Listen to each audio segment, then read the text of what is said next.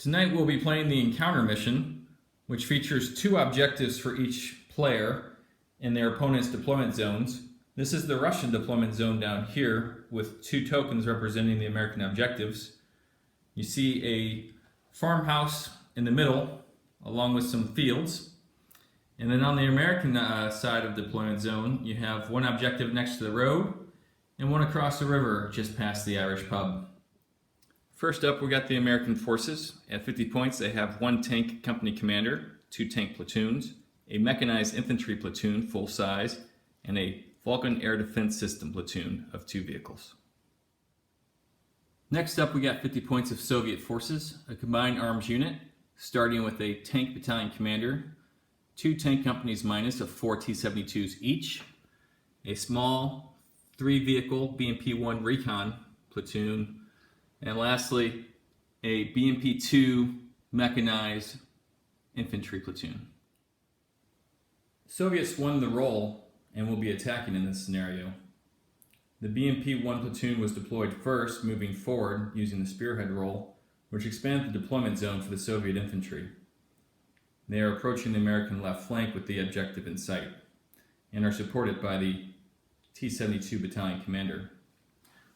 On the left flank, the infantry's BMP-2s are set to be a mobile anti-tank reserve hiding in the woods, protecting this objective. Fairly uneventful round 1 for the Soviets, as the tank battalion commander remained in place, gone to ground, making it tougher for the Americans to hit him in the field, while the Soviet infantry moved forward to confront the M1 that's currently in the wood line. The BMP-1 recon platoon moved out of the field in order to shoot their main guns at the dug-in American infantry, but failed to hit.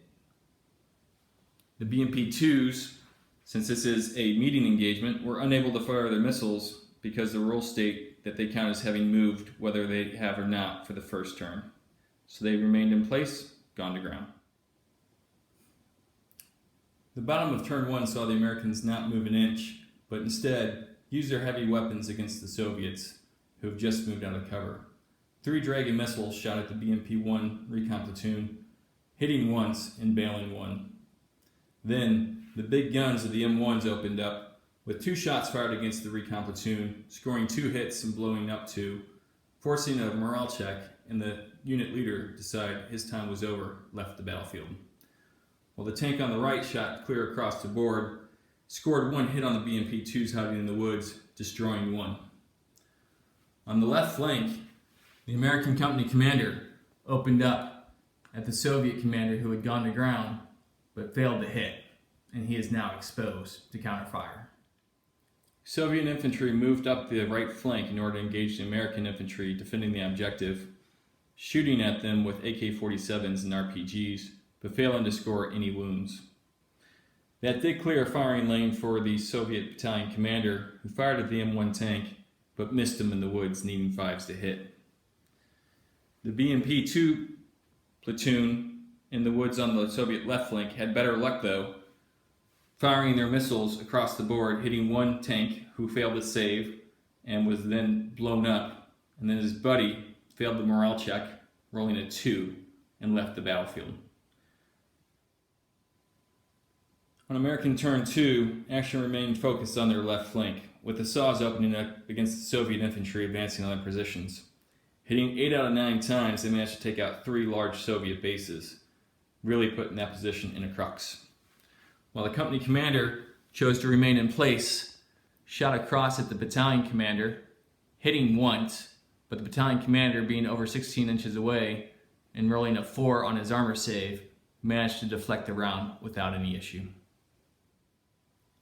On the top of turn 3, Soviet reserves failed to materialize as the infantry shuffled around to get revenge on the American infantry who had just pummeled them.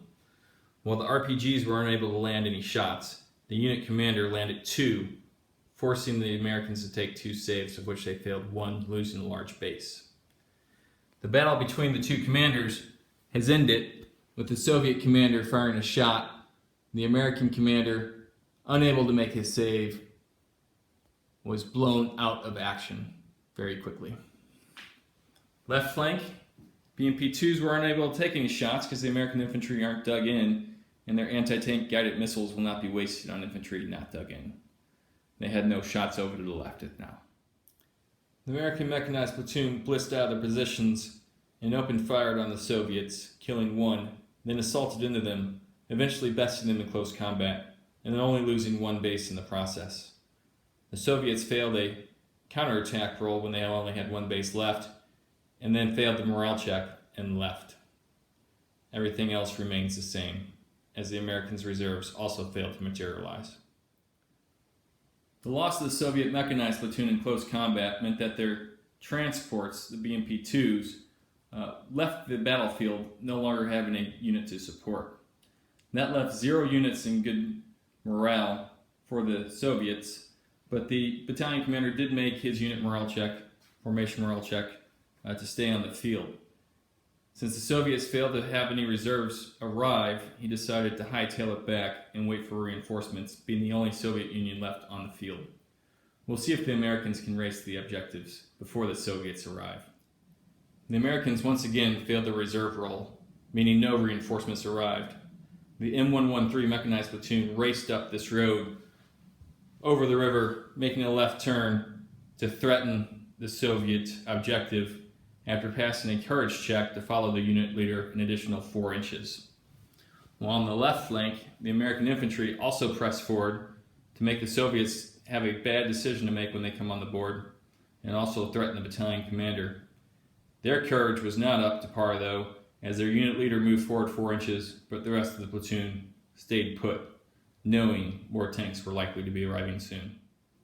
A small Soviet company of T-72s finally arrives from reserve, just in time to counter the moves of the M113s towards the Soviet objective in the center.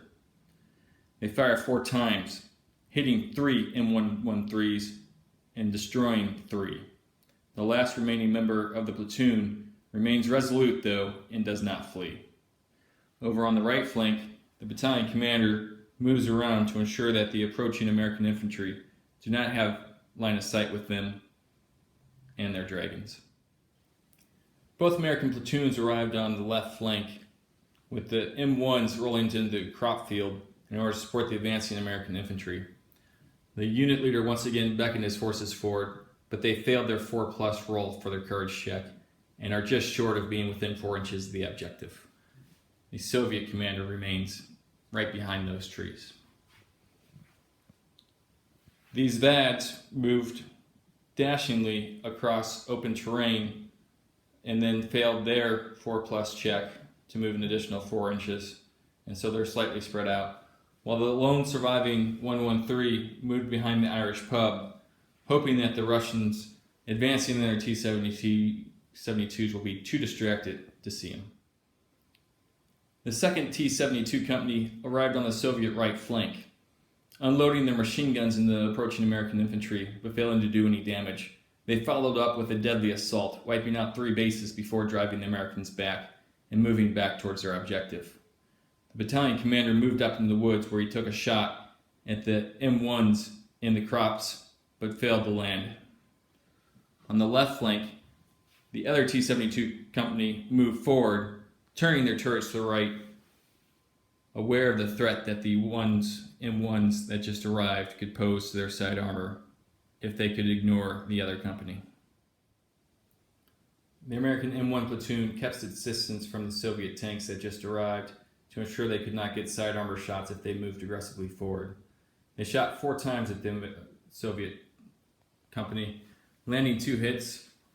One deflected off the front armor, and the other penetrated, but failed the firepower check and only bailed them out. The 2 Dragon teams that were still remaining from the American mechanized platoon also fired, but failed to do any damage. The VADs continued their race across the board, stopping just short of the river ford, while the 113 bravely defends the American objective. But with T-72s quickly rolling down the street, how long can he last? The Soviet tank company opened fire at being their turn at the M1s hiding in the crops, but only landed 1 hit. The M1 failed its armor save, but the Soviets failed the firepower check, managing only to bail him out. The infantry in the middle remained unmolested. But on the left flank, a rapid Soviet advance using their stabilizers allowed them to move within 4 inches of the objective. A lucky shot from the lead T-72 against the 113 resulted in it being destroyed.